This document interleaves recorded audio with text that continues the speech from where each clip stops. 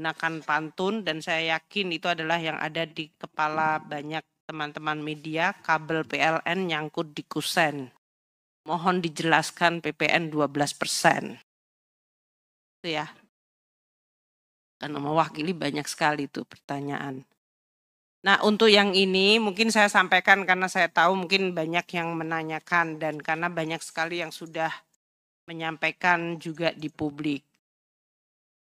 Saya rasa teman-teman media memahami bahwa Kementerian Keuangan terus memantau, melihat, dan mendengar berbagai pernyataan aspirasi yang ada di dalam masyarakat, baik itu oleh pengusaha, oleh masyarakat umum, oleh DPR, dan kita terus akan berhati-hati di dalam merespons karena Kementerian Keuangan di satu sisi memang akan terus menjaga kebijakan fiskal dan terutama di dalam pelaksanaan undang-undang perpajakan itu azas keadilan menjadi sangat penting.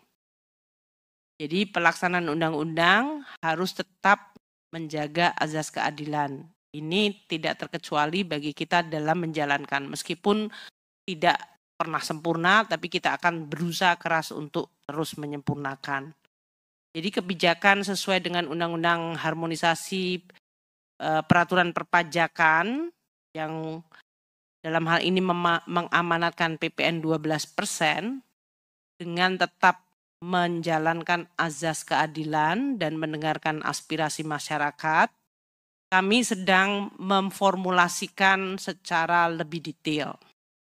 Karena ini konsekuensi terhadap APBN, terhadap tadi yang disebutkan aspek keadilan, daya beli, dan juga dari sisi pertumbuhan ekonomi perlu untuk kita seimbangkan. Beberapa arahan dan juga dalam hal ini diskusi sedang dan terus kita lakukan ini dalam tahap finalisasi. Nanti kami akan segera mengumumkan bersama dengan Menko Perekonomian mengenai keseluruhan paket, tidak hanya mengenai masalah PPN 12%. Namun saya ingin pastikan kepada teman-teman wartawan ya, kepada media. Selama ini pelaksanaan di dalam menjalankan undang-undang termasuk untuk PPN, itu pemerintah telah dan terus memberikan pemihakan kepada masyarakat luas terhadap komoditi barang dan jasa yang memberikan dampak kepada masyarakat luas. Jadi kalau kita lihat pelaksanaan undang-undang PPN, walaupun PPN sekarang ini 11%, di dalam kenyataannya banyak barang dan jasa, termasuk barang kebutuhan pokok seperti beras, daging, ikan, telur, sayur, susu segar, gula konsumsi, jasa pendidikan, jasa kesehatan, jasa angkutan umum, jasa tenaga kerja, jasa keuangan, jasa asuransi, jasa buku, penjualan buku, vaksinasi, rumah sederhana, dan rusunami, pemakaian listrik, air minum, itu semuanya tidak dipungut PPN. Jadi PPN-nya adalah 0%.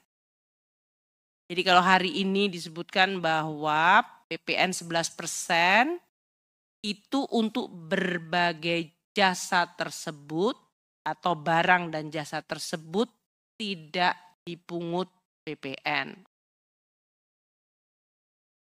Nilai dari barang dan jasa yang tidak dipungut PPN-nya itu terhadap penerimaan yang kita sebutkan sebagai fasilitas, itu untuk tahun ini diperkirakan mencapai 231 triliun PPN yang tidak dikolek dari barang dan jasa yang tadi PPN-nya dienolkan. Meskipun undang-undang menyebutkan PPN 11%. Jadi hal yang sama juga akan pada saat PPN itu di 12%, barang-barang kebutuhan pokok tersebut tetap akan 0% PPN-nya. Beras, daging, ikan, telur, sayur, susu segar, gula konsumsi, pendidikan, kesehatan, jasa angkutan umum, jasa tenaga kerja, jasa keuangan, jasa asuransi, buku, vaksin polio, rumah sederhana, sangat sederhana, rusunami, listrik, air, itu semuanya PPN-nya adalah 0%. Jadi kalau kita perkirakan tahun depan, pembebasan PPN itu akan mencapai 265,6 triliun rupiah.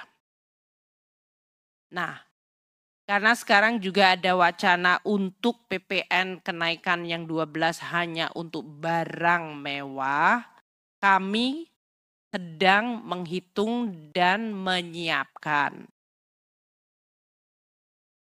Jadi saya ulangi lagi ya. Barang-barang yang tidak terkena PPN tadi tetap akan dipertahankan, namun sekarang juga ada wacana aspirasi adalah PPN 12% naik ke 12 itu hanya untuk barang-barang yang dianggap mewah yang dikonsumsi oleh mereka-mereka yang mampu. Nah, kami akan konsisten untuk azas keadilan itu akan diterapkan. Karena ini menyangkut pelaksanaan undang-undang di satu sisi, tapi juga dari sisi azas keadilan, aspirasi masyarakat, tapi juga keadaan ekonomi dan kesehatan APBN, kami harus mempersiapkan secara teliti dan hati-hati. Mohon teman-teman dari media bisa memahami dan nanti kami akan mengumumkan bersama dengan Kementerian Perekonomian di dalam rangka untuk memberikan seluruh paket yang lebih lengkap. Dan tentu dampaknya terhadap APBN juga harus kita secara hati-hati dihitung. Karena ini adalah kepentingan kita semua. Karena saya sampaikan sekali lagi, APBN itu adalah instrumen seluruh bangsa dan negara. Dan kita jaga ekonomi, kita jaga masyarakat, kita juga jaga APBN.